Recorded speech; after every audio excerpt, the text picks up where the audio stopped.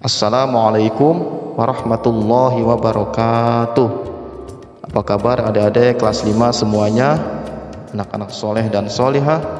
Semoga adik-adik semua selalu dalam keadaan sehat walafiat, dan juga semoga Allah subhanahu wa ta'ala selalu melindungi kita dari berbagai macam penyakit, terutama penyakit yang sedang melanda negeri kita, wabah yang sedang melanda negeri kita, yaitu pandemi corona atau COVID-19. Dan semoga wabah tersebut segera pergi, segera hilang dari negeri kita. Amin ya rabbal alamin. Dan semoga adik-adik masih tetap semangat untuk belajar. Nah adik-adik, kita hari ini akan melanjutkan pelajaran sejarah kebudayaan Islam. Nah sekarang silahkan adik-adik dipersiapkan bukunya. Sebelum kita belajar, mari kita memulai pelajaran hari ini dengan membaca basmalah bersama-sama. Bismillahirrahmanirrahim. Nah adik-adik, hari ini kita belajar sejarah kebudayaan Islam. Silahkan dibuka bukunya halaman 41. Di situ ada pelajaran 3, yaitu peristiwa Fathu Makkah. Nah sekarang langsung saja ke halaman 43. Nah adik-adik harus tahu, sebelum ada peristiwa Fathu Makkah, peristiwa Fathu Makkah tersebut didahului oleh sebuah peperangan, yaitu Perang Mu'tah.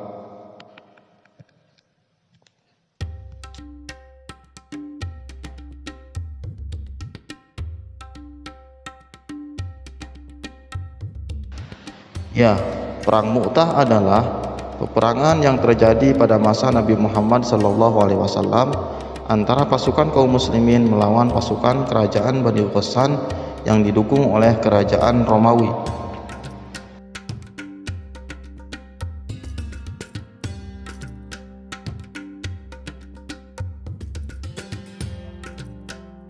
Perang Mu'tah ini terjadi karena raja kerajaan Ghassan yang bernama Harith bin Syamr membunuh utusan Nabi Muhammad SAW yang bernama Harith bin Umair. Pada saat itu Nabi Muhammad SAW sedang banyak mengutus utusan-utusan yang membawa surat ajakan kepada raja-raja yang ada di sekitar Jazirah Arab agar mereka masuk Islam bersama dengan penduduknya. Dan pembunuhan terhadap seorang utusan adalah sebuah penghinaan dan suatu ajakan untuk berperang. Oleh karena itu, pada saat itu Nabi Muhammad SAW langsung membentuk 3.000 orang pasukan kaum muslimin untuk menunjukkan kekuatan kaum muslimin kepada kerajaan Bani Ghassan dan juga kerajaan Romawi.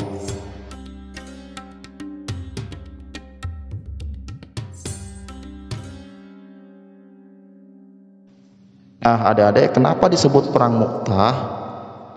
Karena peperangan ini terjadi di suatu tempat, di suatu kampung yang bernama Mu'tah.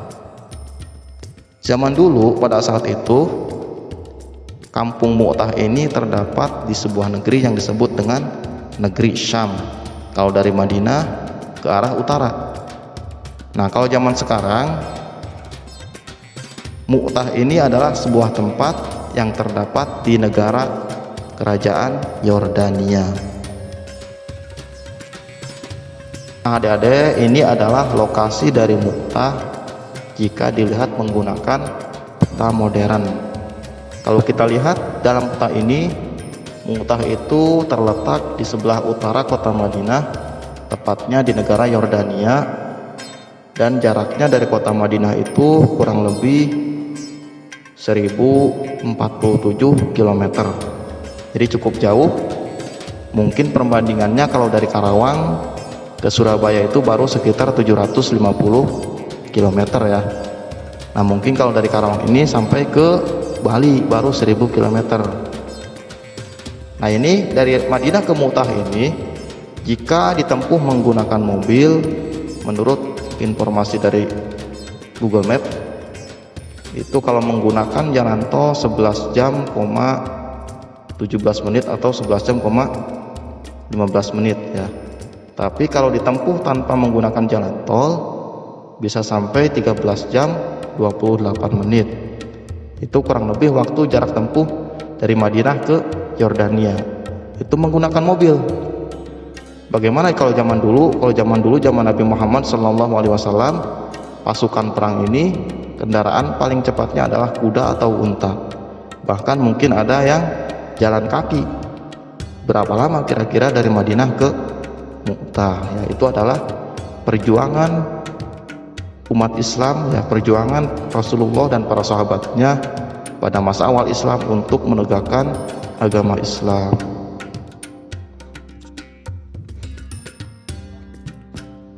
Nah, adik-adik kelas 5 semuanya, dalam peperangan Mu'tah ini kalau dilihat dari segi jumlah pasukan sebetulnya sangat tidak seimbang.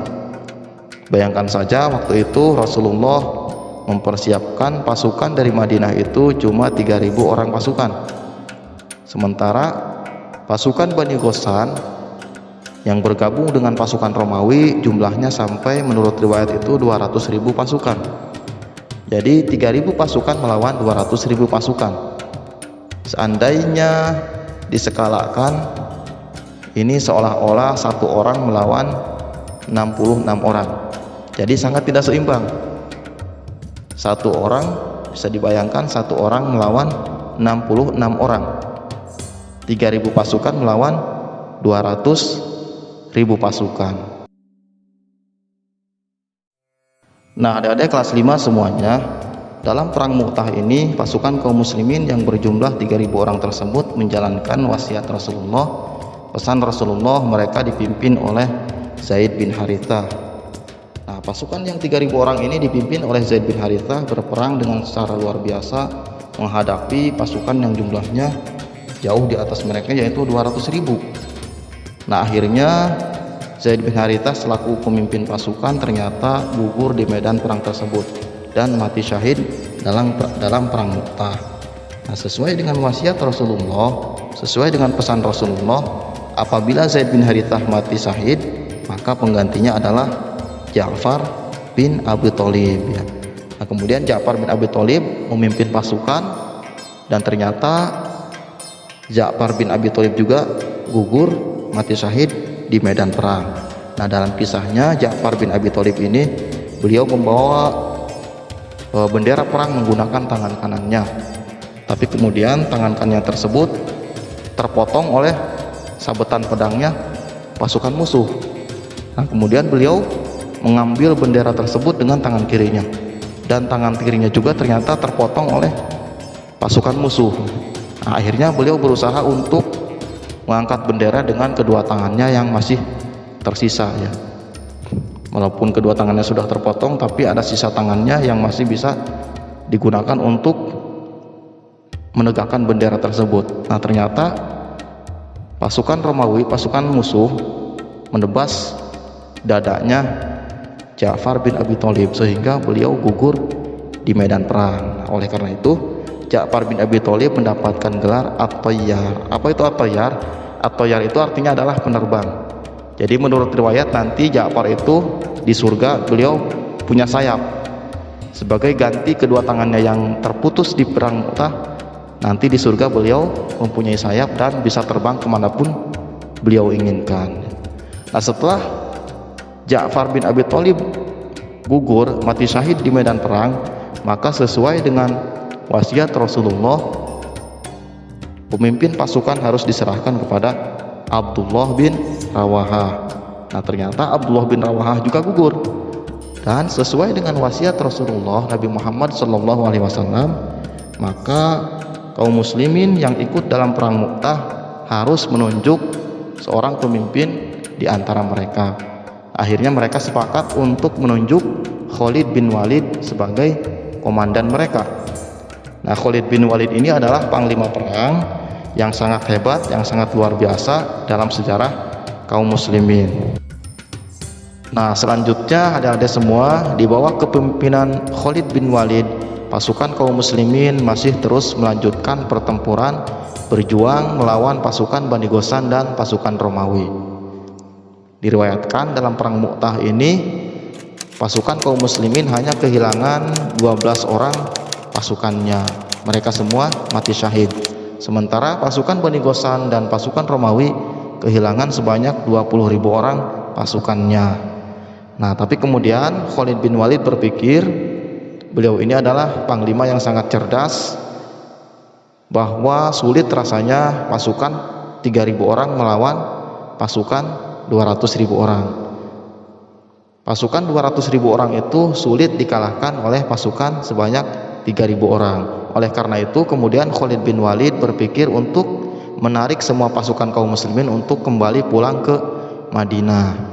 Nah, adik-adik, sebetulnya seandainya pun pasukan muslim yang 3.000 orang itu meninggal semua di situ di pertempuran Mu'tah, tidak ada kerugian sama sekali. Kenapa? Seandainya pun mereka meninggal semua, mereka dijamin mati syahid, dan orang yang mati syahid itu dijamin masuk ke surga. Tapi Khalid bin Walid berpikir, seandainya mereka meninggal pada waktu itu semuanya, nanti kedepannya siapa yang akan membela agama Islam? Oleh karena itu kemudian Khalid bin Walid menarik semua pasukan kaum muslimin untuk kembali ke Madinah. Nah, sesampainya di Madinah, Khalid bin Walid dan pasukan yang bertempur dalam perang Mu'tah tersebut mendapatkan pujian dari Rasulullah Nabi Muhammad sallallahu alaihi wasallam.